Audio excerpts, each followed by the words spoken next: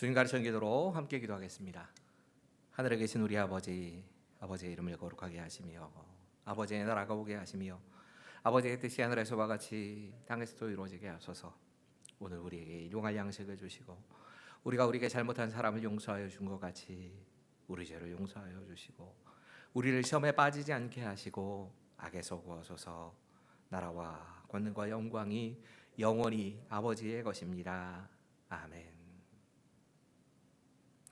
함께 찬송가 520장 함께 불러보실까요? 520장입니다. 듣는 사람마다 복음 전하며 복스러운 소식 두루 퍼치세. 모든 사람에게 전할 소식은 어느 누구나 오라. 어느 누구나 주께 나오라. 어서 와서 주의 말씀 들으라. 하늘 아버지가 오라 하시니 어느 누구나 오라. 오는 사람들은 지체 말고서 문 열었을 때에 들어오시오. 생명의 길이 예수리 어느 누구나 오라. 어느 누구나 주께 나오라. 어서 와서 주의 말씀 들으라. 하늘 아버지가 오라 하시니 어느 누구나 오라. 언약하신 대로 이룰 것이니 누구든지 언약 받을 수 있네. 받은 사람에게 생명이로다. 어느 누구나 오라. 어느 누구나 주께 나오라. 어서 와서 주의 말씀 들으라. 하늘 아버지가 오라 하시니 어느 누구나 오라. 아멘. 오늘 주시는 하나님의 말씀은 출애굽기 27장 13절부터 16절까지 넉절의 말씀입니다. 출애굽기 27장 13절에서부터 16절까지의 말씀입니다. 길지 않습니다. 쭉 같이 제가 읽겠습니다. 집에 안에서 예배를 드리시는 분들도 함께 읽으시면 좋을 것 같습니다. 13절부터 16절까지 말씀입니다. 동쪽을 향하여 뜰 동쪽의 너비도 50규빗이 될지며 문 이쪽을 위하여 포장이 15규빗이며 그 기둥이 셋이요 받침이 셋이요 문 저쪽을 위하여도 포장이 15규빗이며 그 기둥이 셋이요 받침이 셋이며 뜰 문을 위하여는 청색, 자색, 홍색 실로 가늘게 꼰 배실로 순우와 짠 20규빗의 휘장이 있게 할지니 그 기둥이 넷이요 받침이 넷이며. 우리가 지금 계속해서 성막을 묵상하고 있습니다. 성막이 생각보다 길고 또 자세한 내용들을 잘 모르다 보니까 그림을 통해서 보고는 있지만 이 성막은 우리가 하나님을 어떻게 만날 수 있는가를 보여주는 상징물이라고 생각하시면 됩니다. 성막을 통해서 우리가 하나님을 만날 수 있는 그 구원의 길을 발견하게 되고 또 한편으로는 성막을 통해서 우리가 하나님과 어떻게 만남을 가질 수 있는가, 하나님과의 교제를 배우게도 됩니다. 이 하나님과 만남을 보여주고 있는 성막은 또 한편으로는 예수님을 보여주는 그림자 역할을 합니다. 요한복음 10장에 예수님께서 자신을 이야기하시면서 양의 문이다라고 말씀하시지요. 물론 이 양의 문이다라고 하는 관용적으로 양의 문이라고 하는 표현은 양을 보호하고 또 양의 출입을 할 수 있는 통로를 의미하는 그런 의미의 양의 문이 맞습니다. 제일 맞는 말입니다. 그런데 또 하나 양의 문이라는 표현이 있습니다. 구약을 사는 사람들, 이 신약을 사는 유대인들에게 양의 문이라고 할 때 또 한 가지 기억날 양의 문은 성전과 성막의 문을 양의 문이라고도 불렀습니다. 여러분, 이 양의 문이라고 부를 때 이 성전과 성막의 문에 들어가는 양들은 죽기 위해 들어가는 겁니다. 보통 하루에 일주일에 2,000마리씩 양들을 희생제물로 삼아서 속죄제를 드렸다고 하니까 진짜 피비린내가 진동하는 곳이 성막이고 성전이었을 겁니다. 이 양들이 들어가는 출입문이라는 의미로 양의 문이라고 말할 때에 성전의 문이나 성막의 문의 의미로 이 예수님에 대해서 이 성막의 문이 보여주고 있기도 하는 겁니다. 먼저 이 성막의 문을 통해서 우리가 봐야 될 예수님을 통해 주어지는 구원의 모습이 있다면 바로 이 메시지입니다. 성막으로 들어가는 문은 하나밖에 없었습니다. 이것이 굉장히 특별한 의미가 있습니다. 다른 곳은 뭐 문으로 삼아서 다 들어가도 되지만 성막문, 성전의 문도 마찬가지. 하나님께서 만드실 이 구원을 보여주는 성막의 문은 딱 한 가지밖에 없습니다. 한번 상상하면서 보셔야 합니다. 성막 밖에는 12개의 지파가 진을 치고 있습니다. 한쪽에 3지파씩 자리를 잡고 있는데 사실 성막에 좀 빨리 들어가기 위해서 문을 각 적어도 이 출입구마다 하나씩만 만들어줘도 쉽게 들어갔을 겁니다. 그런데 굳이 문을 이 동쪽을 향하여 있는 한쪽 문만 딱 만들어 놓은 겁니다. 이것이 우리가 받은 구원에 대한 분명한 메시지입니다. 사도행전 4장 12절 다른 이로서는 구원을 받을 수 없나니 천하 사람 중에 구원을 받을 만한 다른 이름을 우리에게 주신 일이 없음이라 하셨더라. 다른 이로서는 구원을 얻을 수 없다. 성소에 들어갈 수 있는 여러 가지 좋은 문이 있어 보여도 문은 하나밖에 없는 겁니다. 요한복음 10장 7절부터 9절까지의 말씀, 예수님께서 이렇게 말씀하십니다. 이거 같이 읽어볼까요? 시작. 그러므로 예수께서 다시 이르시되 내가 진실로 너희에게 말하노니 나는 양의 문이라. 나보다 먼저 온 자는 다 절도요 강도니 양들이 듣지 아니하였느니라. 내가 문이니 누구든지 나로 말미암아 들어가면 구원을 받고 또는 들어가며 나오며 꼴을 얻으리라. 여러분, 예수님이라고 하는 그 문을 통과하지 않고 구원을 받을 길은 없다는 겁니다. 구원을 받는 길도 또 그 들어오고 나가면서 꼴을 얻는 길도 예수 그리스도라고 하는 문을 통해서만 이루어진다고 말씀하는 겁니다. 한 학생이 공부를 정말 아예 하지도 않은 채 시험을 칩니다. 그런데 적어도 양심이 있어가지고 다른 사람들의 것을 컨닝하지 않겠다, 정직하게 시험을 치겠다, 내가 아는 대로만 시험을 치겠다라고 생각을 하고 시험을 쳤습니다. 결과는 낙제했습니다. 낙제한 후에 이 낙제한 점수를 받아들이고 교수님을 쫓아가서 얘기했답니다. 교수님, 저 분명하게 제가 느낀 대로 성실하게 다 답을 썼습니다. 근데 어떻게 낙제를 주실 수 있습니까? 저는 정직했고 성실했습니다. 진실했습니다. 그래서 교수님이 이렇게 답을 했답니다. 학생 맞아, 아주 자네 정직하게 틀렸더만, 그리고 진실하게 실수를 했네. 자네는 낙제야. 여러분, 하나님은 구원의 길을 예수 그리스도를 통해서 구원을 얻도록 답을 만들어 놓으셨습니다. 정답은 이겁니다. 구원의 길로 다른 길을 주신 일이 없습니다. 이 문을 제외하고 다른 문이 없습니다. 그 문으로 들어가는 사람만 자격이 있다는 겁니다. 여러분, 세상에는 참 많은 종교들이 있습니다. 그리고 그 종교에 진리의 일부분이 있습니다. 저는 그걸 인정합니다. 그리고 그 종교로부터 사람이 살아가는 지혜나 진리의 부분들을 우리가 좀 유익하게 읽고 또 얻어서 도움을 받을 수가 있습니다. 그건 좋은 겁니다. 저도 그건 나쁘다고 생각하지 않습니다. 하지만 구원을 얻을 수 있는 길은 하나밖에 없습니다. 이건 분명해야 하는 겁니다. 다른 종교와 대화도 할 수 있고 그들과 함께 사회적인 여러 가지 일들에 대해서 협력할 수 있습니다. 인생의 도움을 다른 종교를 통해서도 받을 수도 있습니다. 하지만 구원의 길은 다른 길 없습니다. 우리가 이 부분을 자꾸 잊어버리기 때문에 우리가 얻은 이 구원에 대해서 흔들리기도 하고 복음을 증거하는데 주저하기도 하고 있는 겁니다. 분명히 예수님을 통해서 구원 얻는 길, 그 문을 제외하고는 다른 문은 없습니다. 하나님께 나아갈 길은 없습니다.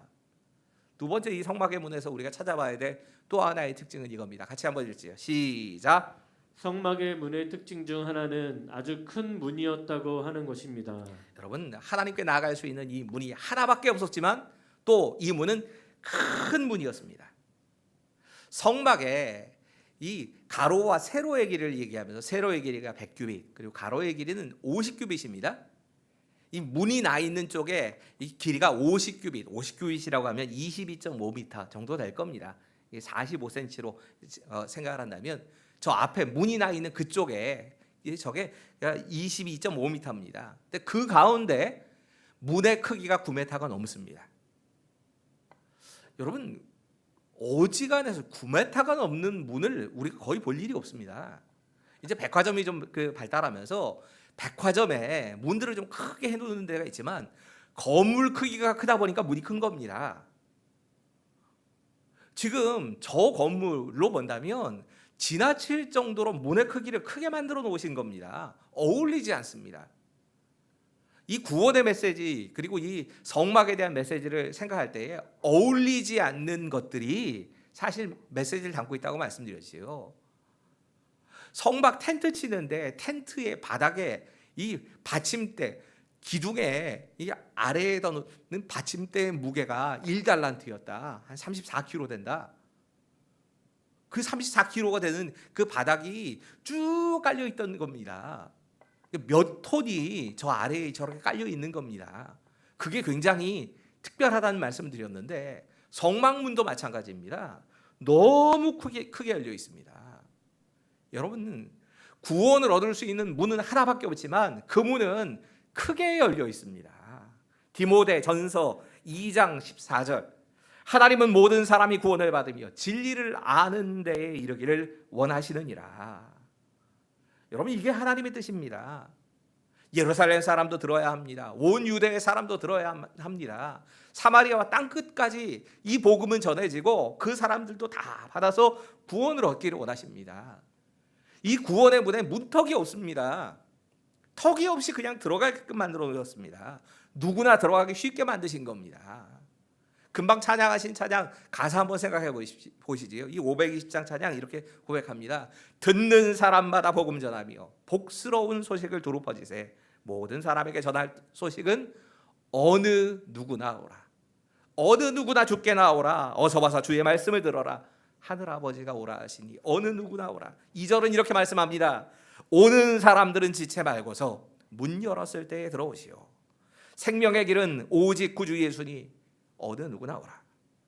언약하신 대로 이룰 것이니 누구든지 언약 받을 수 있네.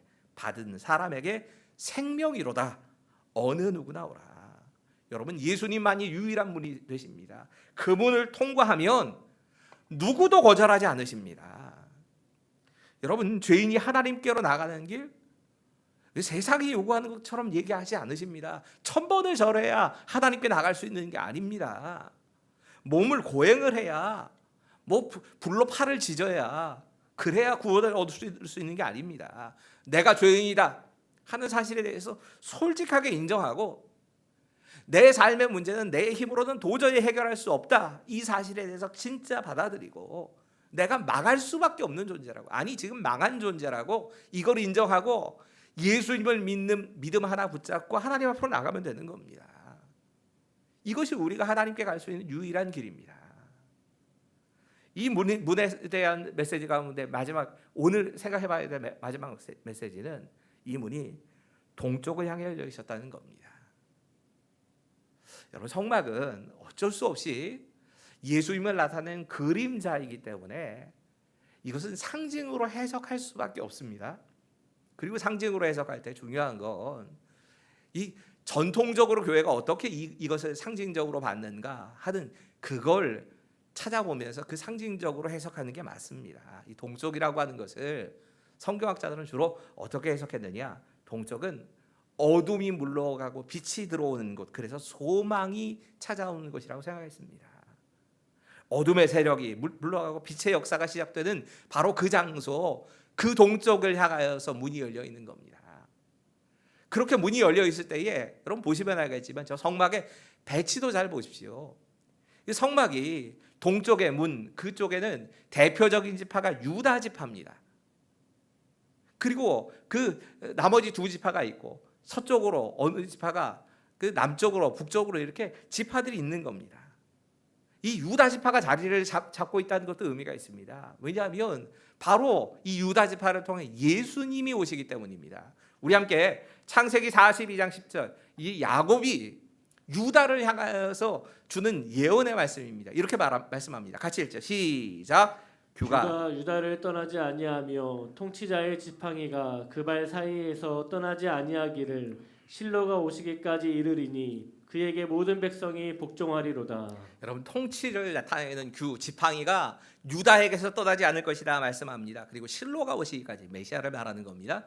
메시아이신 예수님이 오시기까지 계속 그럴 것이다 라고 말씀합니다. 그리고 그에게 여러분 이건 유다가 아니고요 예수님에게를 말하는 겁니다. 예수님에게 모든 백성이 복종하는 그런 일이 나타날 것이라고 하는 걸 성막이 또 보여주고 있는 겁니다. 여러분 이 동쪽을 의미하고 있는 케뎀이라고 하는 단어의 또 다른 뜻은요 앞면이란 뜻이 있습니다. 그러니까 동쪽이 앞면이니까 서쪽은 뒷면이 되는 겁니다. 남쪽은 오른쪽이 되는 것이고 또 북쪽은 왼쪽이 되는 겁니다. 이렇게 그들은 생각을 했습니다. 그 동쪽에 가장 대표적인 지파가 유다 지파가 있는 겁니다. 그곳이 소망이 있는 곳이고 그곳에 빛이 들어옵니다.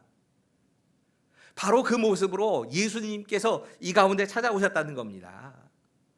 여러분 예수님이 소망이 되신다는 걸 예수님이 우리를 다스리신다고 하는 걸 동쪽을 향해 나 있는 그 문을 통해서 지금 이 문을 통해서 주시는 또 하나의 메시지가 바로 여기에 있는 겁니다.